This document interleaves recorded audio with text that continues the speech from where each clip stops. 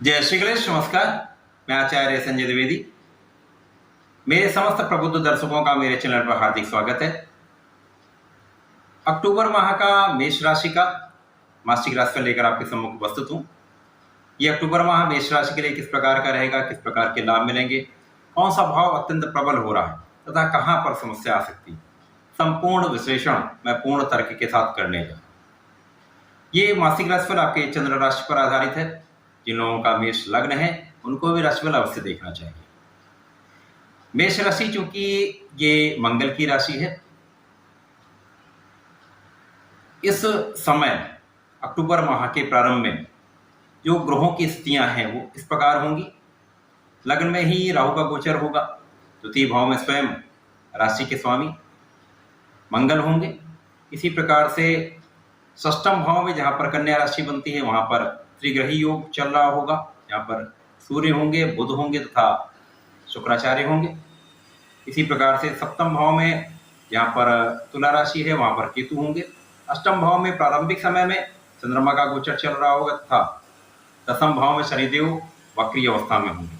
इसी माह में शनिदेव मार्गी भी होंगे तथा द्वादश भाव में जहाँ पर मीन राशि में स्वयं गुरुदेव बृहस्पति होंगे। ये संपूर्ण ग्रह स्थितियां हैं। इसके पश्चात 15 अक्टूबर को मंगल जो राशि लग्न के स्वामी हैं अपनी राशि का परिवर्तन करेंगे तथा शुक्राचार्य की वृषभ राशि से निकलकर मिथुन राशि में प्रवेश करेंगे।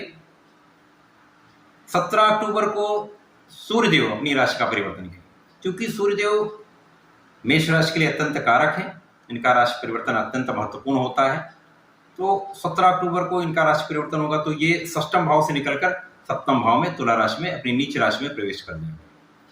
इसी प्रकार से 18 अक्टूबर को शुक्राचार्य का राशि परिवर्तन होगा। शुक्राचार्य षष्ठम भाव से निकलकर सप्तम भाव में त्रिग्रही योग बनाएंगे, जहां पर सप्तम भाव में सूर्यदेव के साथ तथा केतु के साथ इनकी युति होगी।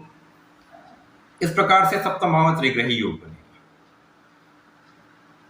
24 अक्टूबर को शनिदेव जो कि अभी वक्री अवस्था में है, परंतु 24 अक्टूबर से ये मार्गी अवस्था में आ जाएंगे।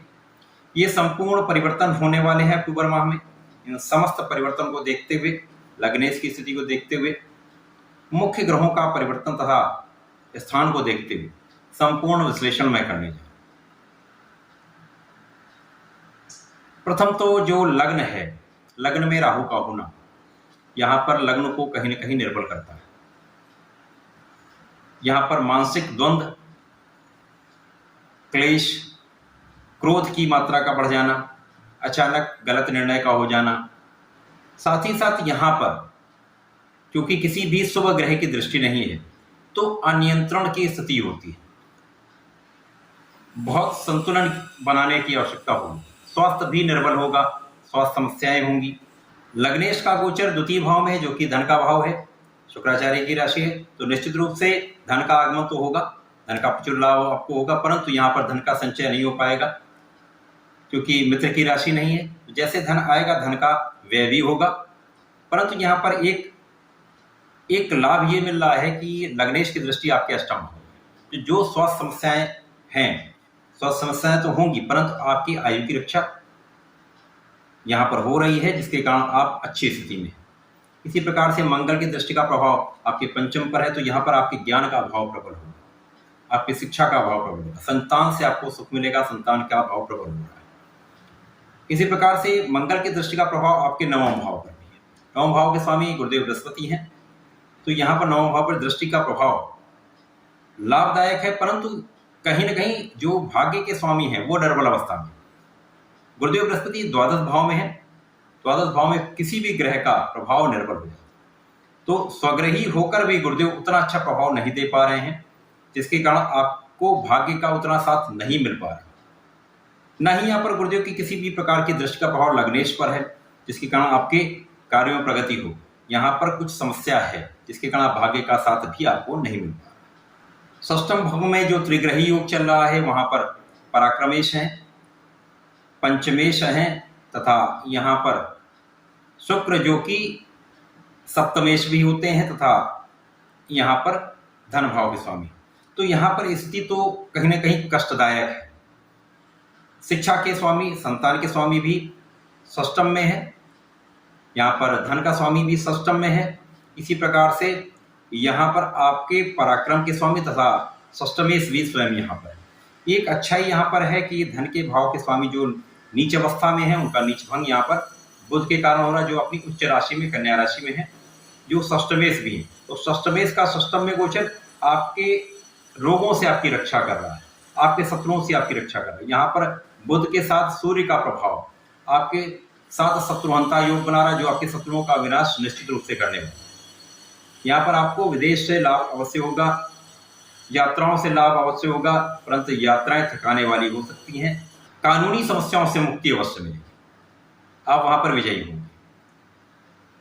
जैसे ही यहाँ पर मंगल का राशि परिवर्तन हो जाएगा, मंगल तृतीय भाव में गोचर करना प्रारंभ करेंगे, तो यहाँ स्थिति बदल जाएगी, परिवर्तित हो जाएगी। क्योंकि यहाँ पर मंगल तृतीय भाव में पहुंचेंगे तो बुध की राशि में पहुंचेंगे, इनका सीधी दृष्टि का प्रभाव आपके भाग्य पर होगा और भाग्येश की दृष्टि का प्रभाव सीधे सीधे लग्नेश पर होगा। ये बहुत अच्छा एक संबंध बनता है, जिसके कारण भाग्य में प्रबलता आएगी, जीवन में प्रगति होगी। अब आपके काम बनने लगेंगे, भाग्य का साथ मिलेगा तो कार्य क्षेत्र में भी आपकी प्रगति होगी। क्योंकि यहाँ पर मंगल की दृष्टि का प्रभाव आपके षष्टम पर है, आपके नवम पर है, साथ ही साथ आपके दसम भाव पर है। तो षष्टम पर दृष्टि होगी तो यहाँ पर जो त्रिग्रही योग है वो आपके लिए अब लाभदायक होने वाला है, जिसके कारण आप रोगों पर भी विजयी होने वाले, शत्रुओं पर भी विजयी होने वाले। साथ ही साथ यहाँ पर भाग्य पर दृष्टि तथा भाग्यस्य के साथ चतुर्दशम का संबंध आपको धनदायक योग बनाता है, आपके भाग्य में प्रगति कराने वाला है, आपकी पराक्रम में वृद्धि करने वाला है। क्योंकि पराक्रम में स्वयं पराक्रम के भाव में आ जाए तो निश्चित रूप से यहाँ पर आपका परिश्रम बढ़ेगा, आपके परिवार का सहयोग भी मिलेगा, छोटे भाई बहनों का सहयोग पूरी तरह से आपके साथ होगा। तो यहाँ पर आपकी स्थिति पहले से बहुत अच्छी होने वाली है। इसी प्रकार से जैसे ही सूर्य का परिवर्तन षष्टम भाव से सप्तम भाव में हो जाएगा, यद्यपि इनका नीच की राशि में होगा, परंतु ये सप्तम भाव में जब आएंगे तो जो यहाँ लग्न में निर्बलता है, यहाँ पर ग्रहण दोष भी बनेगा, परंतु सूर्य जब भी केंद्र में आते हैं तो इनका बल बढ़ जाता है।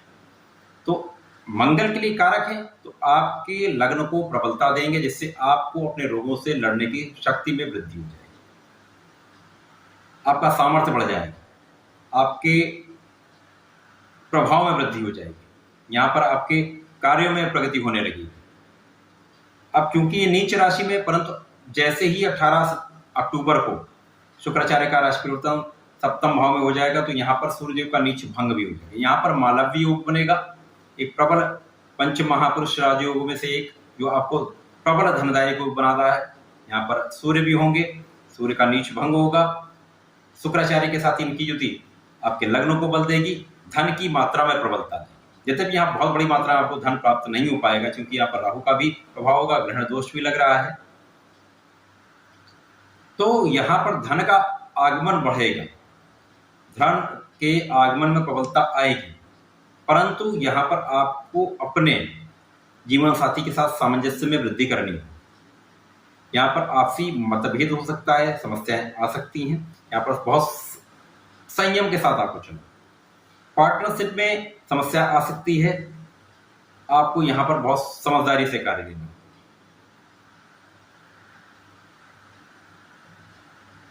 कुल मिलाकर ये अक्टूबर माह मेष राशि के लिए कठिन है। प्रारंभिक समय बहुत संघर्षमय है, इसके पश्चात जैसे ही मंगल का राशि परिवर्तन होगा, सूर्य तथा शुक्र का राशि परिवर्तन होगा, आपके जीवन में प्रगति का आना प्रारंभ हो जाएगा, आपकी लग्न बलवान होगी, आप रोगों से मुक्ति पाएंगे, साथ ही साथ आपके कार्यक्षेत्र में प्रगति से आपको धन का लाभ मिलेगा। मेष राशि के जातकों नियमित रूप से श्री संकर मोचन की शरण में रहना चाहिए, नित्य हनुमान चालीसा का पाठ करना चाहिए तथा प्रत्येक मंगलवार को यदि 3 बार श्री शंकरनाशन भजंगमाला का पाठ कर लेते हैं तो निश्चित रूप से सारी समस्याओं का अंत होता है, आप विजयी। ऐसा करें, इसका लाभ लें। धन्यवाद, नमस्कार।